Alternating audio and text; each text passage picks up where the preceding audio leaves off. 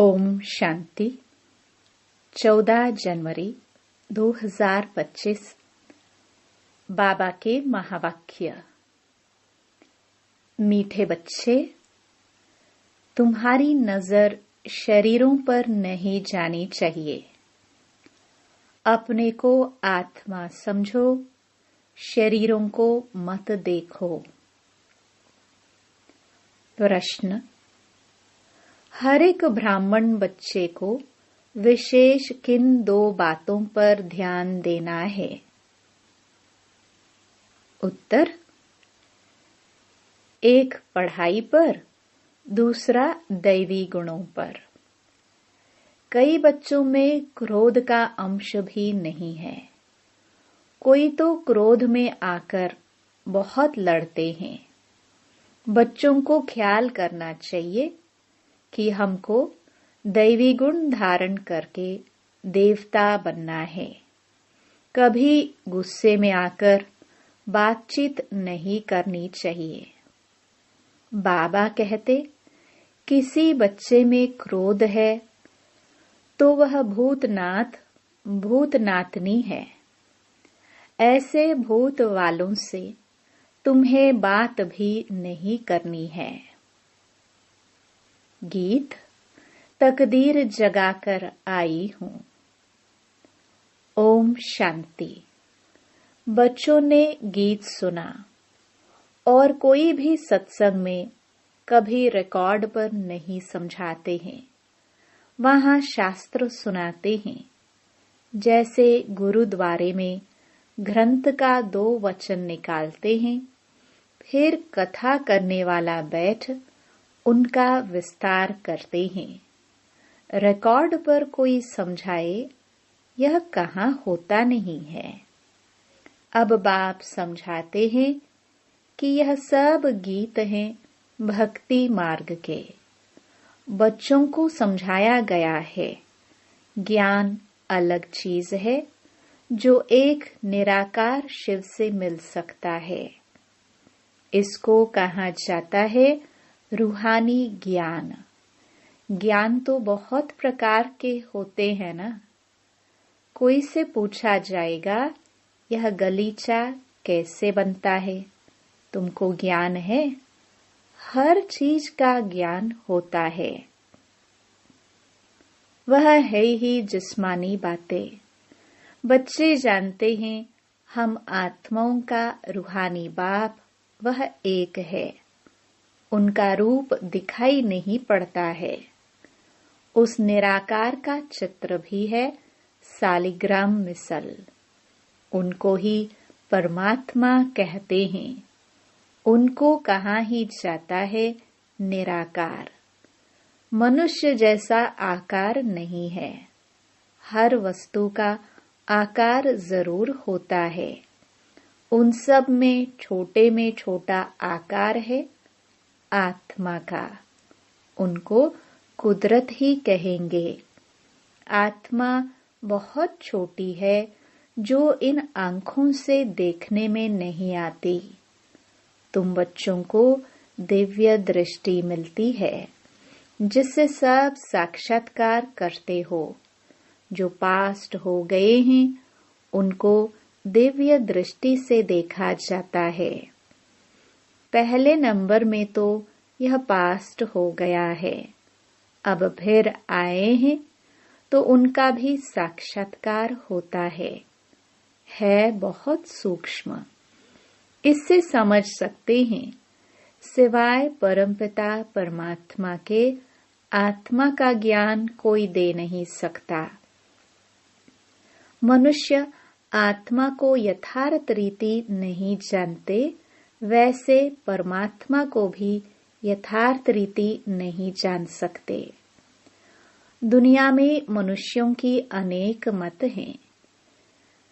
कोई कहते आत्मा परमात्मा में लीन हो जाती, कोई क्या कहते अभी तुम बच्चों ने जाना है, सो भी नंबरवार पुरुषार्थ अनुसार।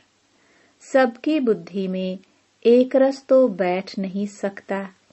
घड़ी घड़ी बुद्धि में भी बिठाना होता है। हम आत्मा है, आत्मा को ही 84 जन्मों का पाठ बजाना है।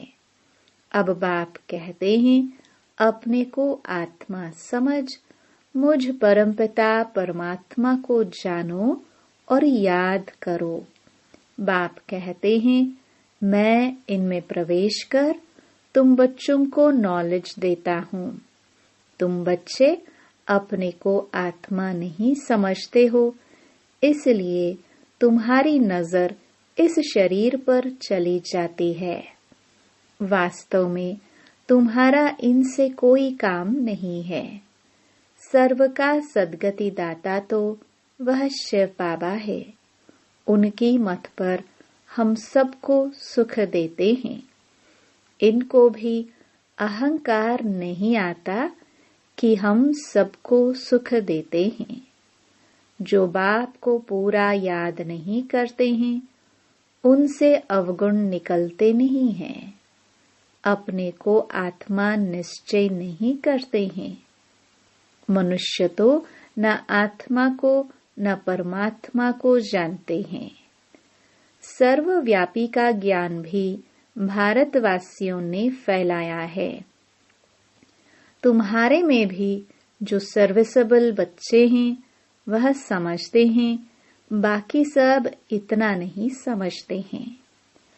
अगर बाप की पूरी पहचान बच्चों को हो तो बाप को याद करे, अपने में दैवी गुण धारण करे।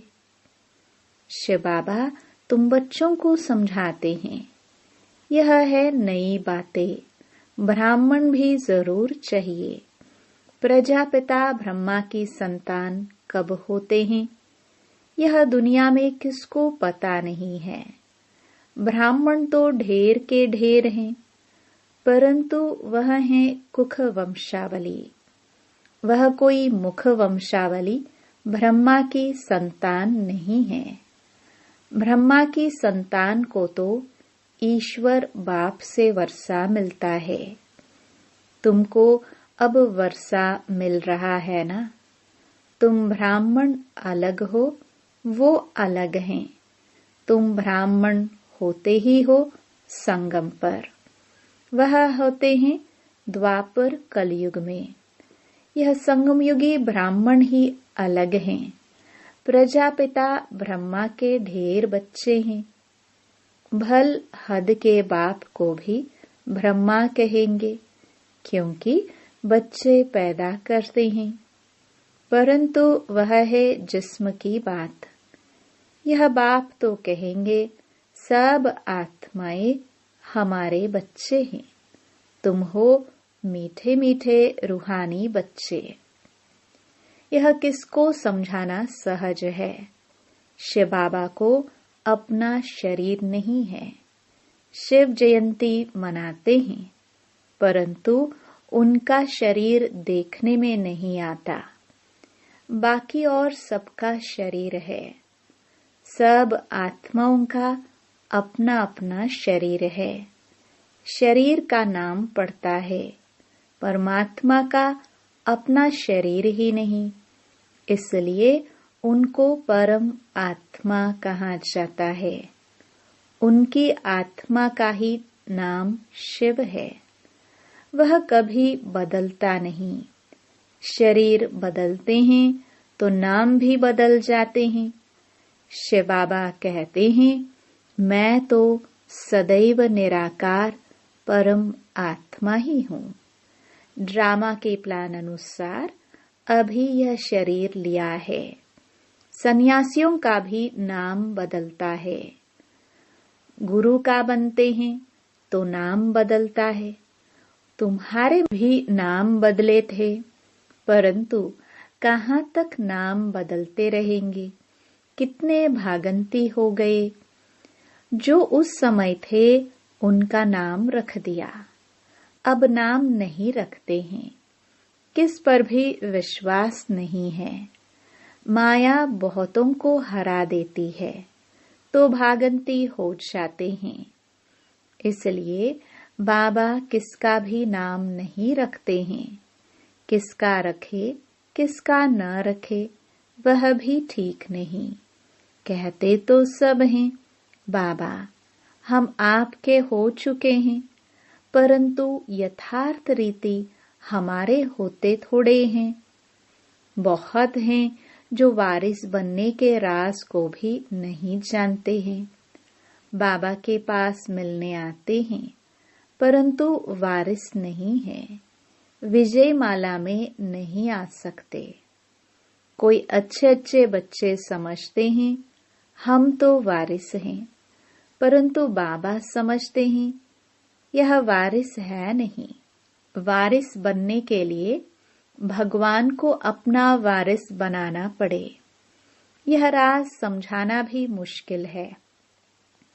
बाबा समझाते हैं वारिस किसको कहा जाता है। भगवान को कोई वारिस बनाए तो मिल्कियत देनी पड़े, तो बाप फिर वारिस बनाए। मिल्कियत तो सिवाय गरीबों के कोई साहूकार दे ना सके। माला कितनी थोड़ों की बनती है, यह भी कोई बाबा से पूछे तो बाबा बता सकते हैं तुम वारिस बनने के हकदार हो व नहीं। यह बाबा भी बता सकते हैं। यह कॉमन बात है समझने की। वारिस बनने में भी बहुत अकल चाहिए। देखते हैं लक्ष्मी नारायण विश्व के मालिक थे, परंतु वह मालिकपना कैसे लिया यह कोई नहीं जानते। अभी तुम्हारी एम ऑब्जेक्ट तो सामने है, तुमको यह बनना है। बच्चे भी कहते हैं हम तो सूर्यवंशी लक्ष्मी नारायण बनेंगे, न कि चंद्रवंशी राम सीता। राम सीता की भी शास्त्रों में निंदा की हुई है। लक्ष्मी नारायण की कभी निंदा नहीं सुनेंगे। शिव बाबा की, श्री कृष्ण की भी निंदा है। बाप कहते हैं मैं तुम बच्चों को इतना ऊंच ते ऊंच बनाता हूँ, मेरे से भी बच्चे तीखे चले जाते हैं। लक्ष्मी नारायण की भी कोई निंदा नहीं करेंगे।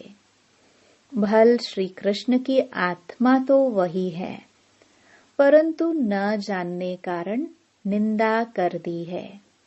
लक्ष्मी नारायण का मंदिर भी बड़ा खुशी से बनाते हैं। वास्तव में बनाना चाहिए राधे कृष्ण का, क्योंकि वह सतो प्रधान है। यह उन्हों की युवा अवस्था है, तो उनको सतो कहते हैं। वह छोटे हैं, इसलिए सतो प्रधान कहेंगे। छोटा बच्चा महात्मा समान होता है। जैसे छोटे बच्चों को विकार आदि का पता नहीं रहता, वैसे वहाँ बड़ों को भी पता नहीं रहता कि विकार क्या चीज है। यह 5 भूत वहाँ होते ही नहीं। विकारों का जैसे कि पता ही नहीं है। इस समय है ही रात। काम की चेष्टा भी रात को ही होती है। देवताएं हैं दिन में, तो काम की चेष्टा होती नहीं। विकार कोई होते नहीं। अभी रात में सब विकारी हैं। तुम जानते हो दिन होते ही हमारे सब विकार चले जाएंगे। पता नहीं रहता कि विकार क्या चीज है। यह रावण के विकारी गुण हैं। यह है विशियस वर्ल्ड। वाइसलेस वर्ल्ड में विकार की कोई बात नहीं होती। उनको कहा ही जाता है ईश्वरीय राज्य। अभी है आसुरी राज्य। यह कोई नहीं जानते। तुम सब कुछ जानते हो नंबरवार पुरुषार्थ अनुसार। ढेर बच्चे हैं। कोई भी मनुष्य समझ नहीं सकते कि यह सब बीके किसके बच्चे हैं। सब याद करते हैं शिव बाबा को। ब्रह्मा को भी नहीं।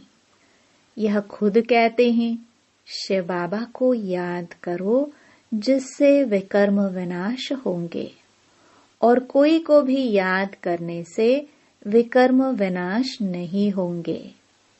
गीता में भी कहा है, मामेकम याद करो।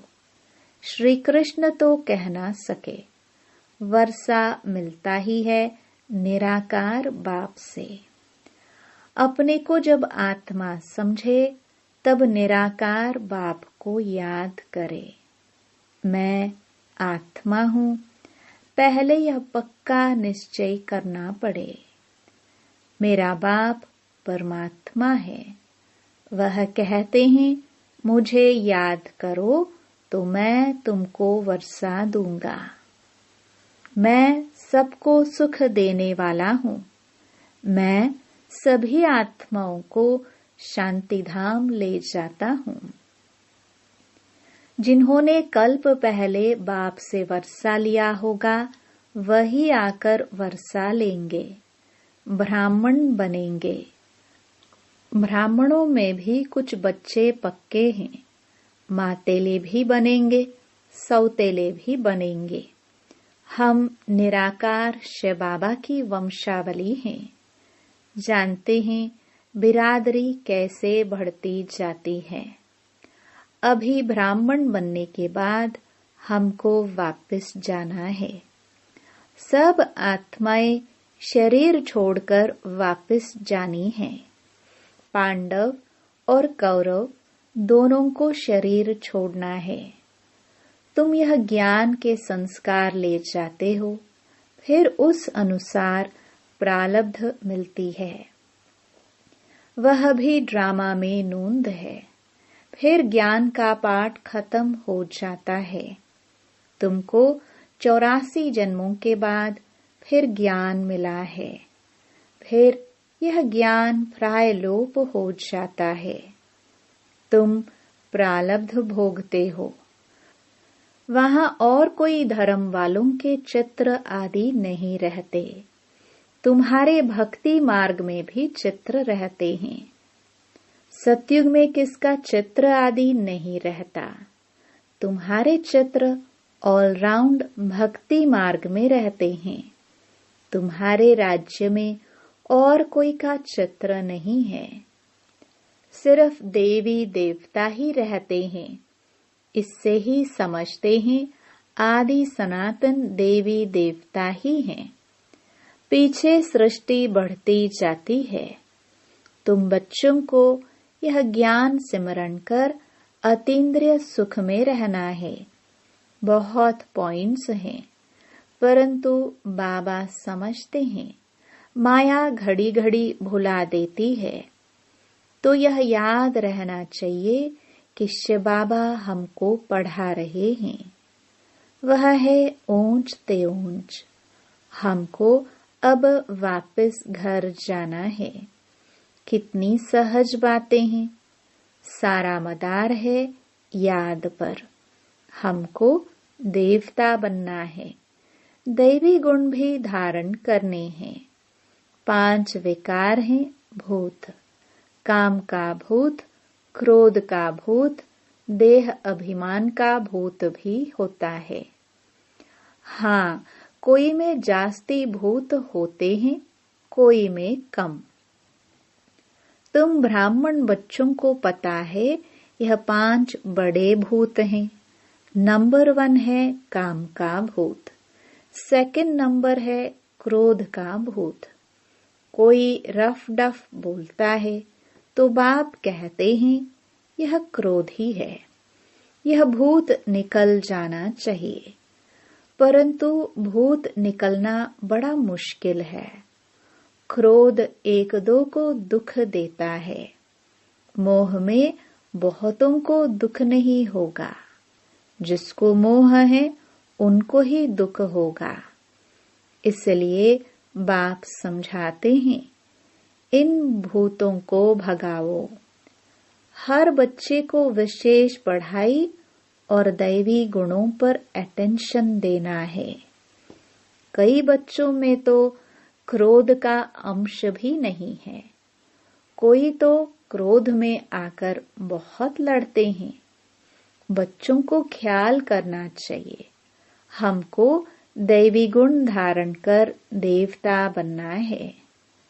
कभी गुस्से से बात नहीं करनी चाहिए। कोई गुस्सा करता है तो समझो इनमें क्रोध का भूत है।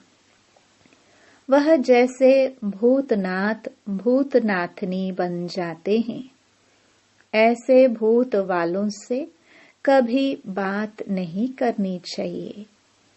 एक ने क्रोध में आकर बात की, फिर दूसरे में भी भूत आ गया तो भूत आपस में लड़ पड़ेंगे। भूतनाथनी अक्षर बड़ा छी है।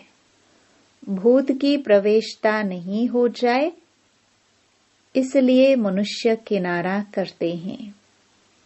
भूत के सामने खड़ा भी नहीं होना चाहिए, नहीं तो प्रवेशता हो जाएगी। बाप आकर आसुरी गुण निकाल दैवी गुण धारण कराते हैं।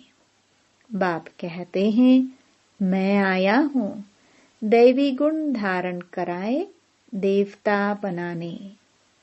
बच्चे जानते हैं हम दैवी गुण धारण कर रहे हैं। देवताओं के चित्र भी सामने हैं।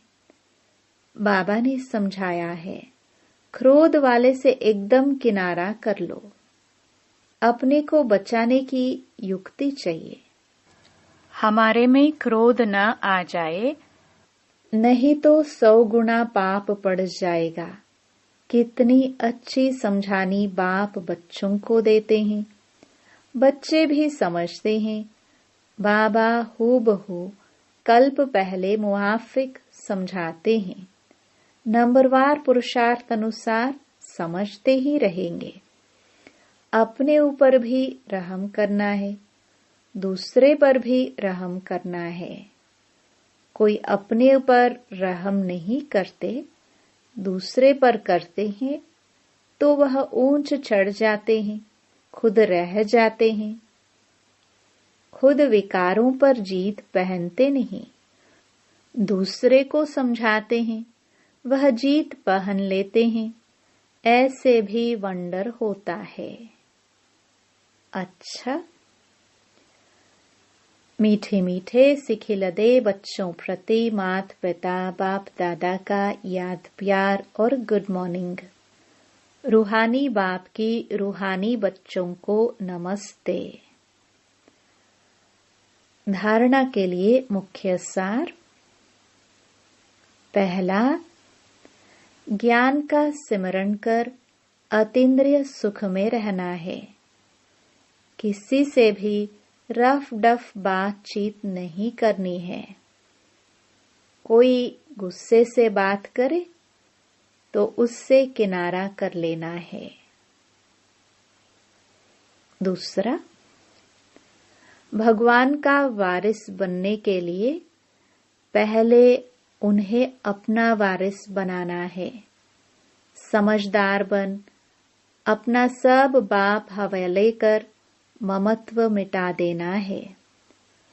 अपने ऊपर आपे ही रहम करना है। वरदान, साक्षी हो ऊंची स्टेज द्वारा सर्व आत्माओं को सकाश देने वाले बाप समान अव्यक्त फरिश्ता भव। चलते फिरते सदैव अपने को निराकार आत्मा और कर्म करते अव्यक्त फरिश्ता समझो तो सदा खुशी में ऊपर उड़ते रहेंगे। फरिश्ता अर्थात ऊंची स्टेज पर रहने वाले। इस देह की दुनिया में कुछ भी होता रहे, लेकिन साक्षी हो, सब पाठ देखते रहो और सकाश देते रहो। सीट से उतरकर सकाश नहीं दी जाती। ऊंची स्टेज पर स्थित होकर वृत्ति दृष्टि से सहयोग की, कल्याण की सकाश दो। मिक्स होकर नहीं, तब किसी भी प्रकार के वातावरण से सेफ रह बाप समान अव्यक्त फरिश्ता भव के वरदानी बनेंगे। स्लोगन: याद बल द्वारा दुख को सुख में और अशांति को शांति में परिवर्तन करो। अपनी शक्तिशाली मनसा द्वारा सकाश देने की सेवा करो।